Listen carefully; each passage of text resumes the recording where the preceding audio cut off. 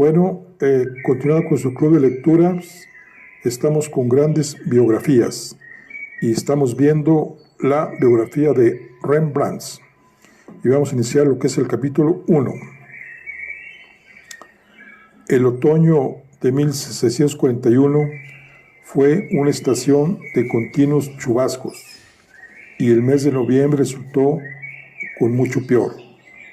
Hubo inundaciones, se ahogó el ganado, las ciudades quedaron anegadas y las paredes se cubrieron de moho, pues el combustible estaba empapado y era imposible hacerlo arder, o llenaban los aposentos de tales humaredas que la mayoría preferían tiritar a asfixiarse.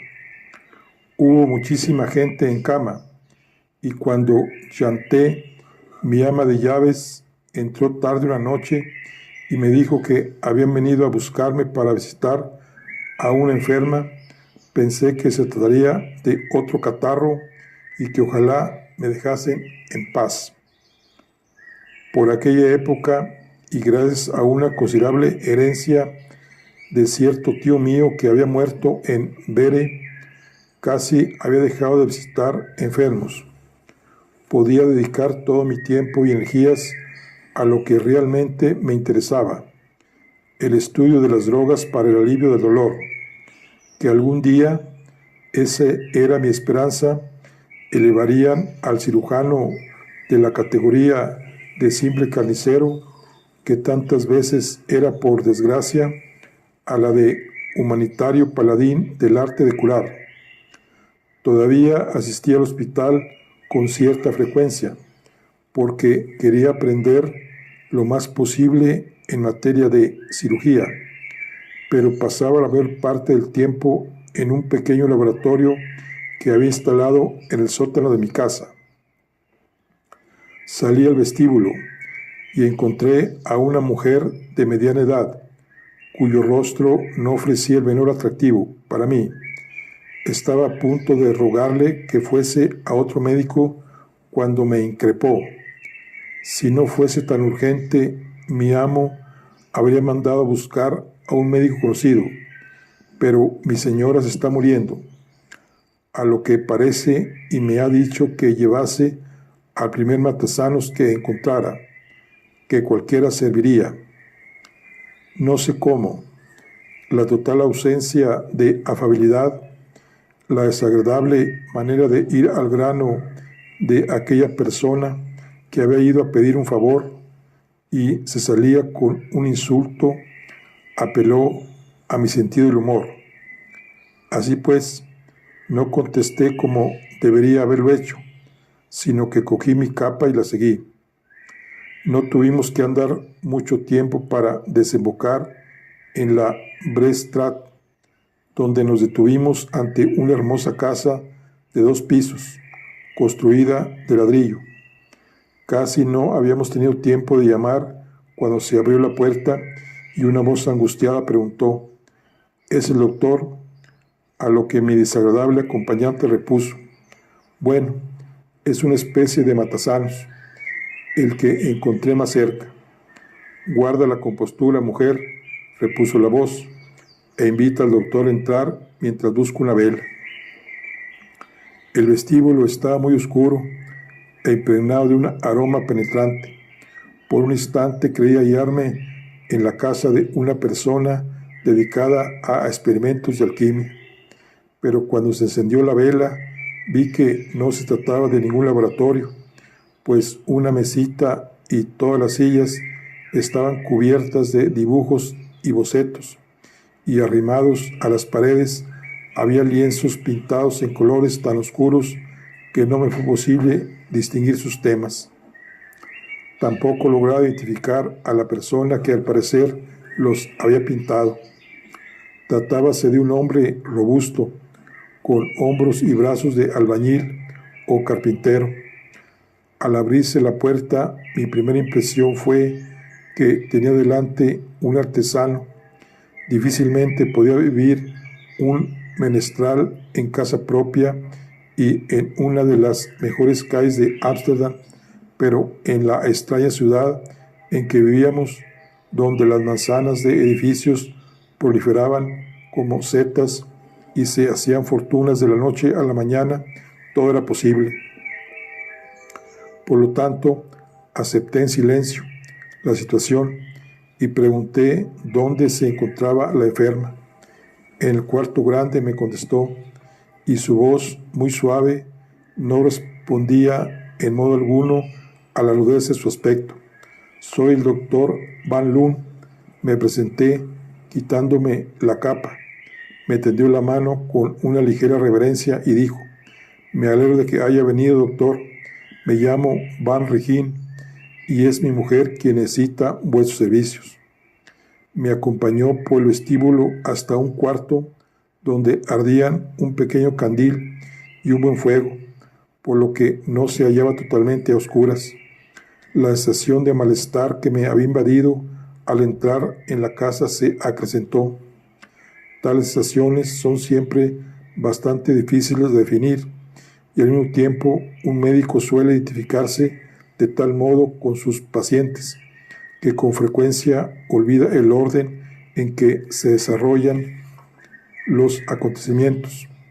Como el paciente a que me refiero murió al cabo de cierto tiempo, sería fácil arguir que aquellos iniciales presentimientos del fatal desenlace los inventé yo mismo, después, como inconsciente consuelo por el completo fracaso de mis cuidados.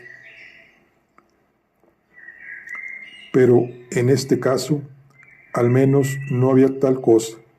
Como ya dije, no soy creyente en la acepción habitual del término. Soy, por desgracia, auténtico descendiente de mi abuelo, aquel ilustre blasfemo que se forjó su propio credo, rechazándolo todo excepto la famosa ley de Cristo que nos manda amar al prójimo como a nosotros mismos. La regla del Confucio, el gran filósofo chino, según el cual es sabio el hombre que solo se ocupa de sus asuntos, y un sencillo verso de cierto poeta latino muy conocido que 1500 años atrás descubrió que no hay razón para no decir la verdad con una sonrisa en los labios.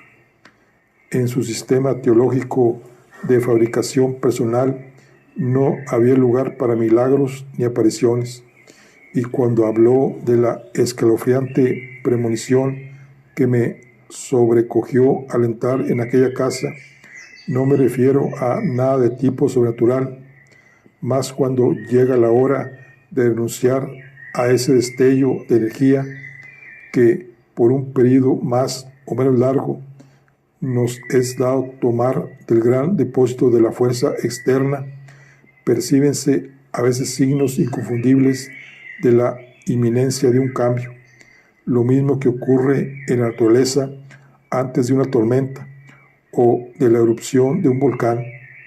Nunca he podido clasificar estos signos como clasifico las flores de mi jardín, ni describirlos como describo los síntomas de una afección a la garganta. Pero más de una vez me he encontrado con personas en la calle y de pronto he sabido que aquel hombre o aquella mujer no iban a vivir mucho tiempo. Y poco después me he enterado de que, en efecto, habían muerto en el plazo de un mes o una semana. Pues bien, en cuanto entré en aquella casa de la Brestrat, lo supe. Ahí estaba a punto de cumplirse ese eterno proceso de transformación, y antes de un año habría un crespón en la puerta. Esos pensamientos cruzaron por mi mente en menos de 2 segundos. Inmediatamente adopté el aspecto de grave interés que el enfermo espera de su médico y que con frecuencia da resultados más beneficiosos que los polvos o las píldoras. La paciente yacía en una cama grande empotrada en la pared. A su lado había una cuna que tuve que apartar para poder acercarme y reconocerla. Rogué al marido que me prestase su vela y en un susurro le dije que preguntase a su mujer si estaba dormida, Pero la mujer abrió los ojos y en voz muy baja e indiferente dijo: no, no duermo, pero estoy cansada, tremendamente cansada. Me senté al lado de la cama, llevé a cabo el reconocimiento habitual e hice varias preguntas, pero éstas parecieron fatigar a la paciente, de tal modo que acorté en lo posible la penosa experiencia y le dije que intentase dormir. Me volví entonces al marido. De pronto caí en la cuenta de que le había visto antes, pero ¿dónde? Y le hice señas de que quería hablar con él a solas. Salió a la puerta y dijo a la mujer que todo ese tiempo había permanecido esperando en el vestíbulo. Gertej, vigila a tu señora y cuida del niño mientras yo voy arriba un momento con el doctor. Subimos las escaleras y entramos en una espaciosa estancia tan llena de jarrones y platos, de picheles de estaño y globos antiguos y esculturas y espadas exóticas y yelmos y cuadros por todas partes, en las paredes, apoyados en las sillas, en las mesas, unos contra otros, que pensé que aquel hombre debe ser un anticuario.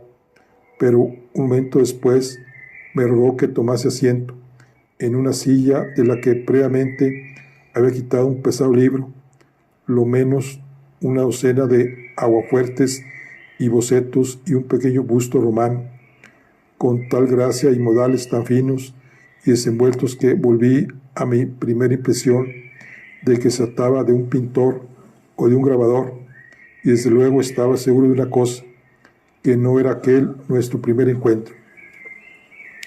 Retiró a continuación una caja de laca de buen tamaño y dos figurillas de porcelana que estaban en peligroso equilibrio sobre el asiento de otra silla.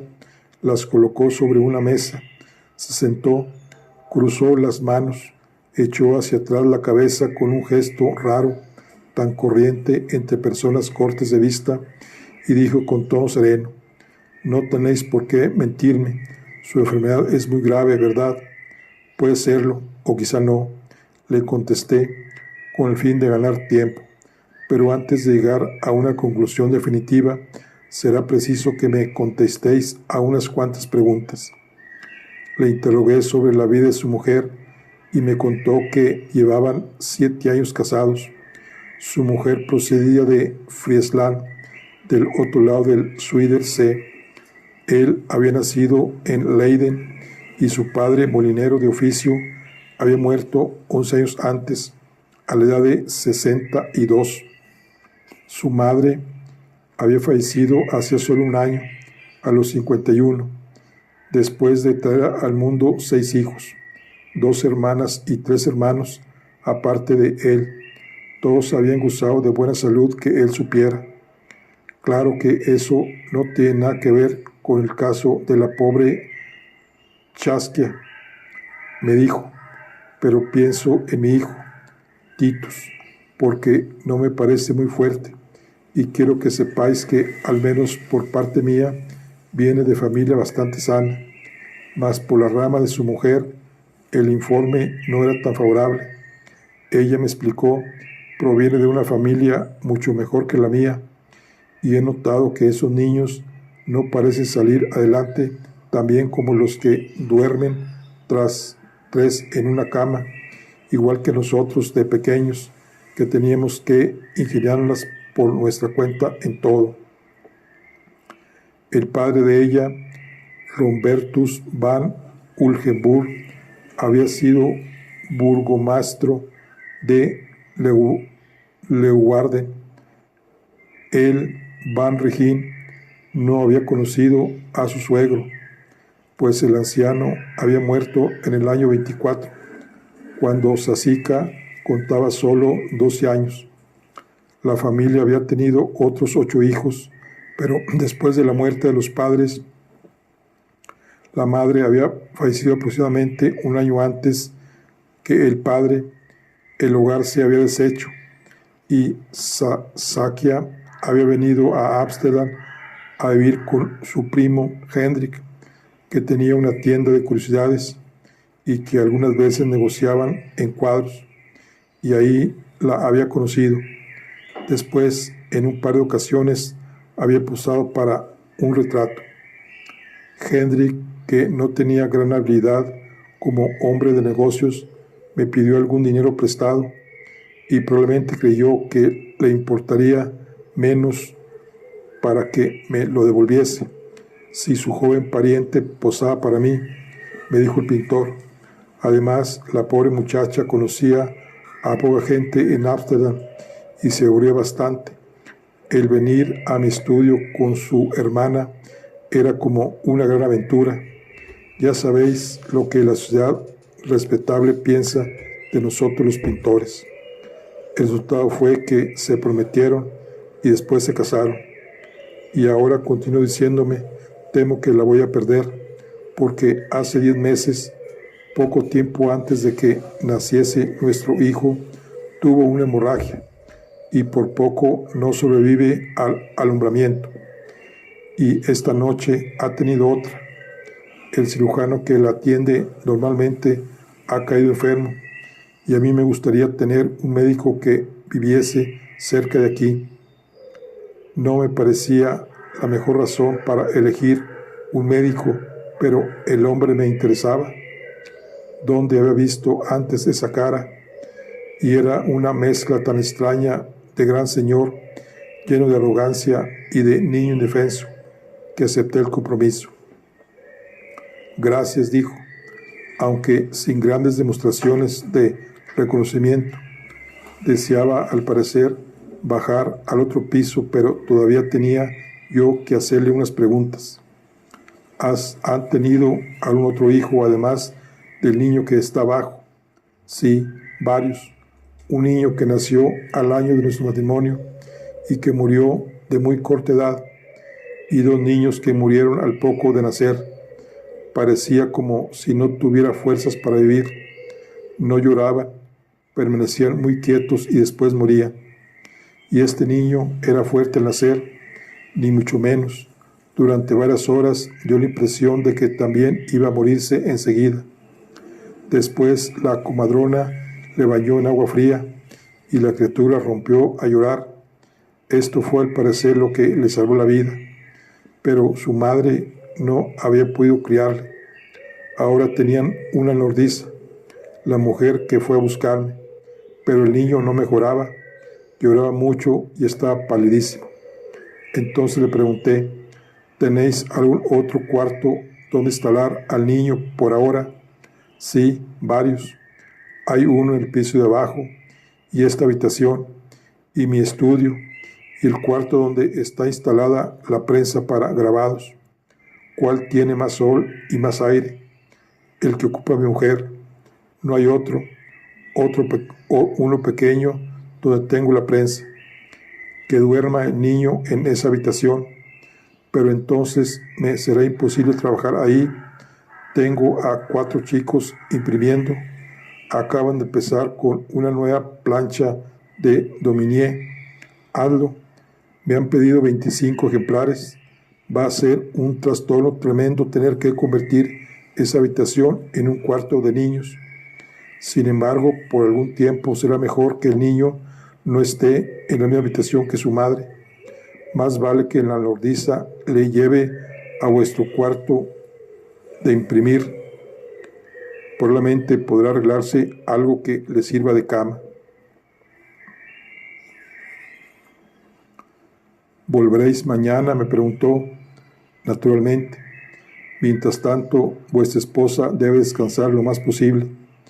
Me pasaré por la botica camino de mi casa y encargaré una pócima para dormir.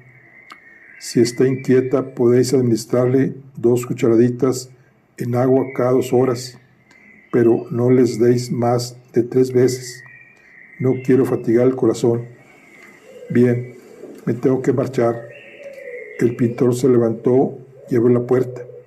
Una vez más observé los anchos hombros bajo la blusa de hilo azul y la amplia frente y los ojos tristes y preocupados, y al mismo tiempo la nariz vulgar y el mentón ancho y provocativo, que era casi un desafío al mundo. Extraña mezcla de caballero y de menestral, donde le había visto yo antes.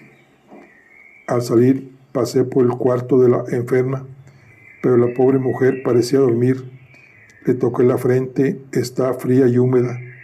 No tenía ya fiebre, pero el color de su rostro había empeorado. Cuando la vi por primera vez, estaba muy pálida y tenía una mancha roja brillante en cada mejilla.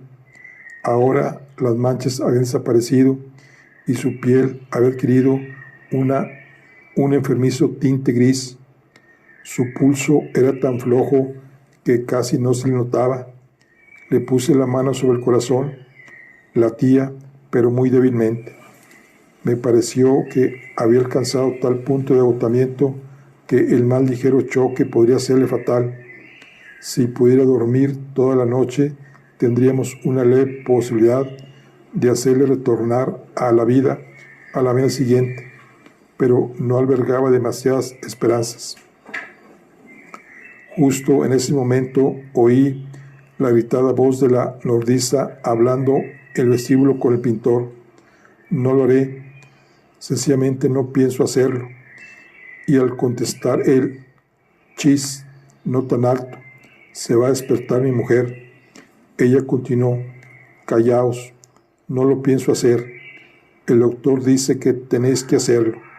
Tonterías, los médicos no saben nada. He cuidado niños toda mi vida.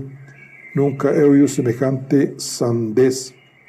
Lo que ha cogido vuestra esposa es solo un catarro sin importancia. Pero, como no, los doctores tienen que dar consejos estúpidos para poder sacar más dinero a los pacientes. En ese momento, la enferma se quejó levemente.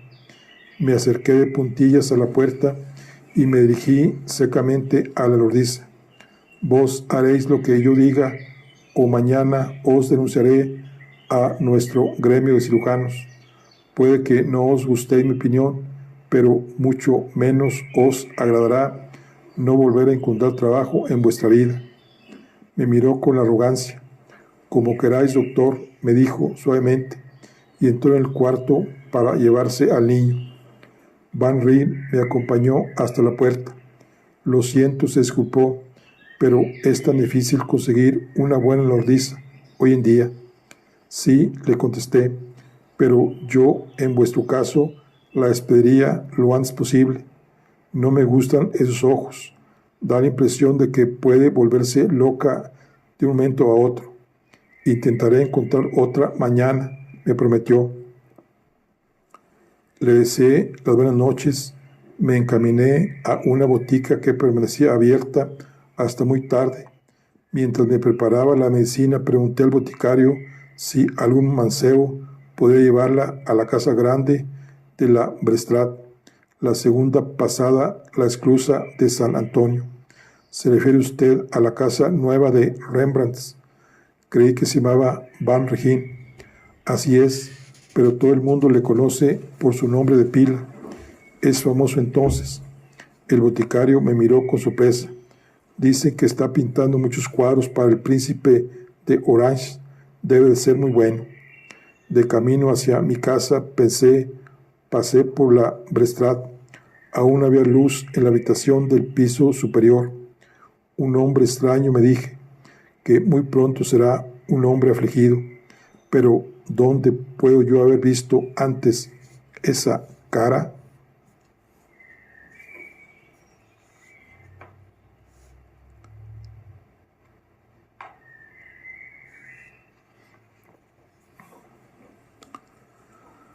Bueno, aquí concluimos lo que es la charla del día de hoy. Aquí terminamos lo que es el capítulo 1. Estamos con el libro de Rembrandt.